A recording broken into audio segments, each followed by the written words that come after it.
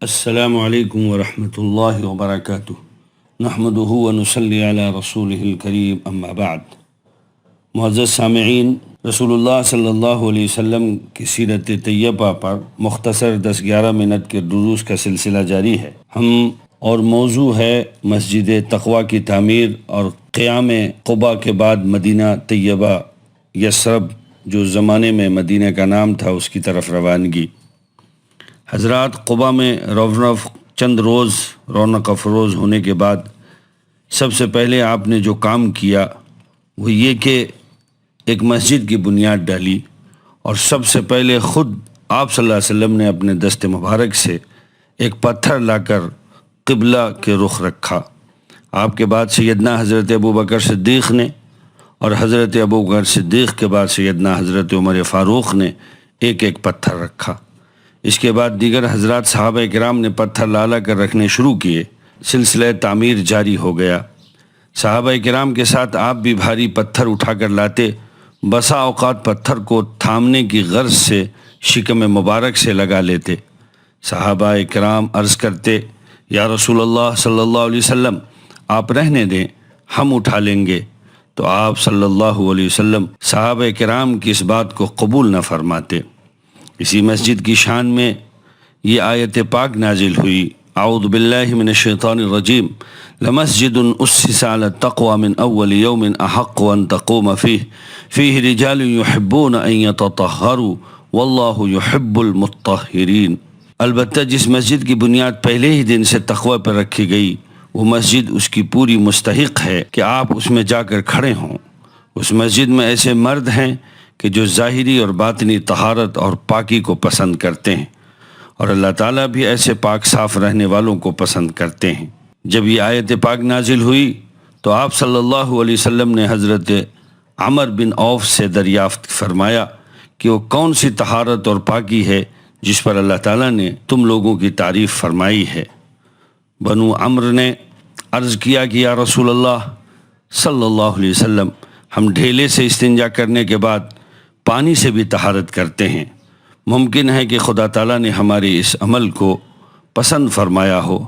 آپ نے فرمایا کہ ہاں، یہی وہ عمل ہے جس پر اللہ تعالیٰ نے تمہاری تعریف کی ہے، لہٰذا تم کو چاہیے کہ اس عمل کو لازم پکڑو اور اس کے پابند رہو۔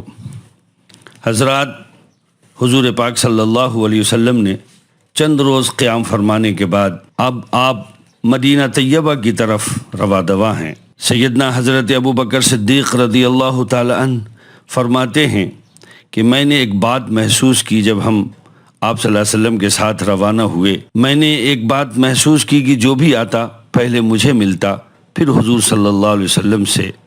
تو میں نے دیکھا کہ ایک طرف سے دھوپ حضرت صلی اللہ علیہ وسلم پر پڑ رہی تھی، لہٰذا میں نے اپنی چادر کو دھوپ کی آڑ بنا کر کھڑا ہو گیا تاکہ آنے والے خادم اور مخدوم میں فرق کر سکیں کہ جو سایہ کیے ہوئے ہے وہ خادم ہے اور مخدوم و سردار تشریف فرما ہیں۔ علماء کرام نے لکھا ہے، حضور پاک صلی اللہ علیہ وسلم کی صحبت کا اثر و رنگ سیدنا صدیق اکبر رضی اللہ تعالی عنہ پر ایسا چڑھا تھا کہ لوگ سیدنا صدیق اکبر کو نبی سمجھ رہے تھے۔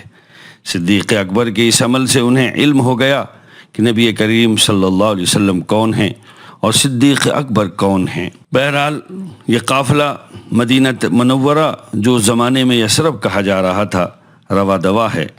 شمع رسالت کے پروانے آپ صلی اللہ علیہ وسلم کی سواری اونٹنی کے گرد گھیرا ڈالے جا رہے تھے، اور ہر شخص کی تمنا تھی کہ حضور پاک صلی اللہ علیہ وسلم میرے ہاں قیام فرمائیں، لیکن حضور صلی اللہ علیہ وسلم فرما رہے تھے کہ اللہ نے میری اونٹنی کو بتلا دیا ہے کہ وہ کہاں ٹھہرے گی، جہاں یہ رک جائے گی وہاں میں قیام کروں گا۔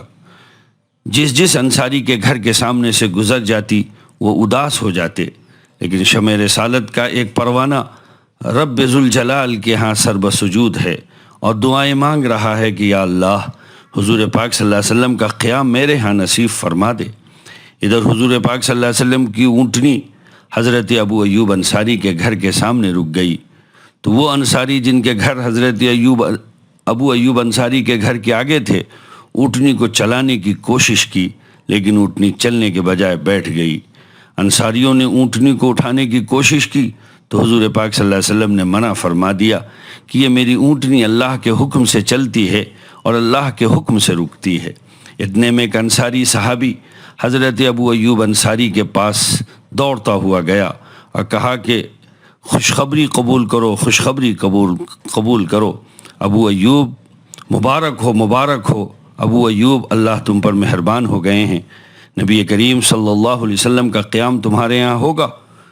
حضرت ابو ایوب انصاری خوشی میں دوڑتے ہوئے آئے اور حضور پاک صلی اللہ علیہ وسلم کو اپنے گھر میں لے گئے۔ حضرت صلی اللہ علیہ وسلم نے فرمایا ابو ایوب ہم نیچے رہیں گے، تم اپنی بیوی کے ہمراہ بالائی منزل پر چلے جاؤ۔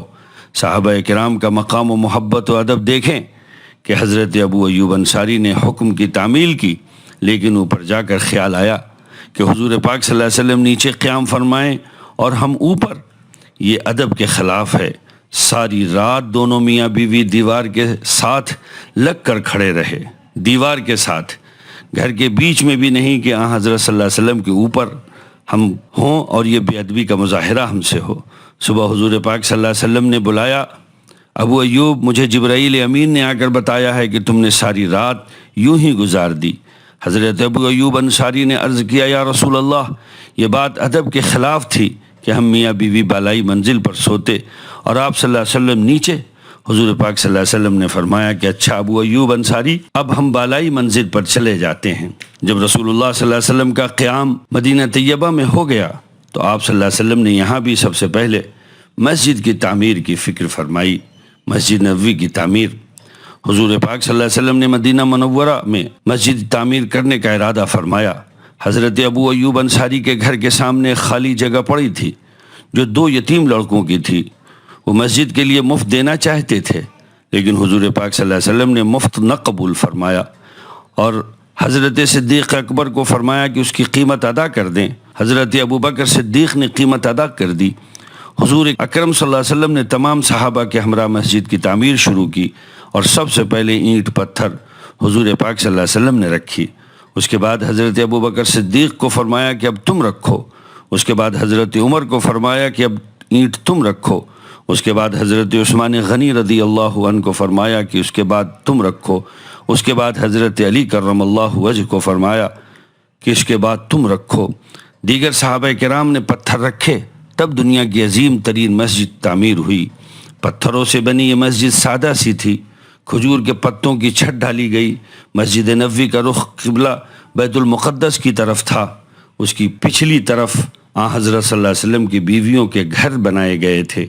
لیکن جب تبدیلی قبلہ کی آیت پاک نازل ہوئی، چونکہ حضور پاک صلی اللہ علیہ وسلم کی تمنا تھی کہ قبلہ ابراہیمی ملے، حضور پاک صلی اللہ علیہ وسلم نماز میں بار بار آسمان کی طرف دیکھتے کہ شاید جبرائیل امین حکم لے کر آ رہے ہوں، تو اللہ تعالیٰ نے قرآن مجید نازل فرما دیا کہ محمد مصطفیٰ صلی اللہ علیہ وسلم ہم نے آپ کا چہرہ بار بار آسمان کی طرف اٹھتے دیکھ لیا ہے، لہٰذا ہم آپ کی تمنا کے مطابق قبلے کی تبدیلی کا حکم دیتے ہیں۔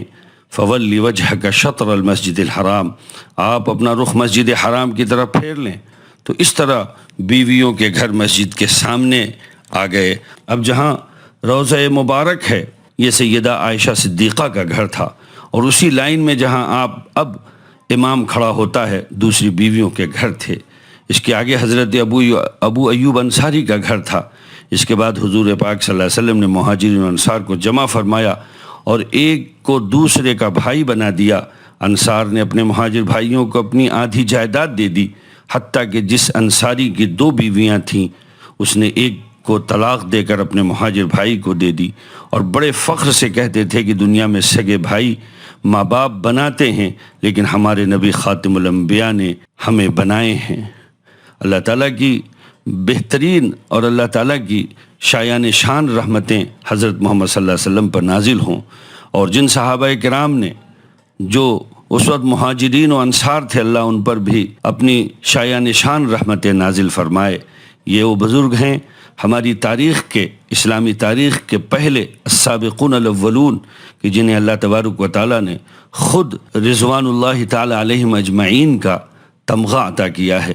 اللہ تعالیٰ سے ہم سب کو ان تمام بزرگوں کا ہم تمام کو ان بزرگوں کا قدردان رہنا چاہیے اور صحابہ کرام سے آخری درجے کی عقیدت اور محبت رکھنی چاہیے۔